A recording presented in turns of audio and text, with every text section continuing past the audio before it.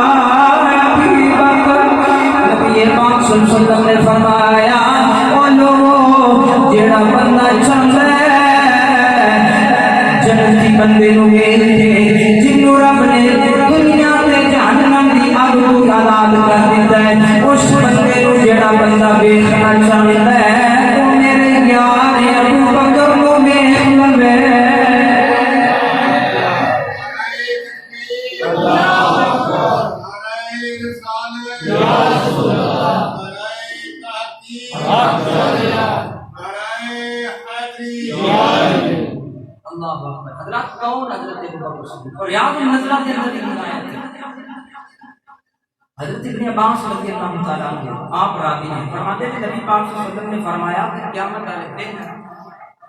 ایک منادی ندا کرے گا وہ ندا کرے گا اے اصحاب محمد صلی اللہ علیہ وسلم وہ کہے گا کہ محمد مصطفیٰ کے یاد کدھر نے حضرت ابو بکر صدیق رب کی بارگاہ چاہتے ہیں رب فرمائے گا ابو بکر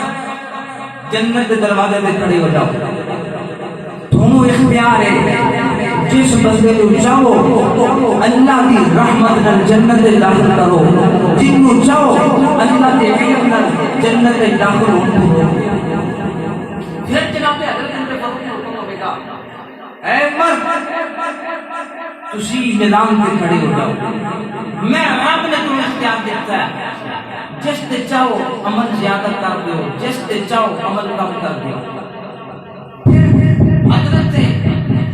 عثمان نے ذوالنورین کو حکم ہوگا کہ تسی جناب پل صراط تے کھڑے ہو جاؤ میں رب نے اختیار دیتا ہے جس نو چاہو جہنم میں سٹ دیو جس نو چاہو ہاتھ پھاڑ کے پار کر دیو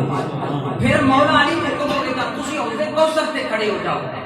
تمہیں اختیار ہے جن کو چاہو پیاسا رکھو جن کو چاہو بھر بھر کے جام پلاؤ رات توجہ فرماؤ جنت کے دروازے تے ابو بکر میزان تے عمر فاروق پل صراط تے عثمان ذوالنورین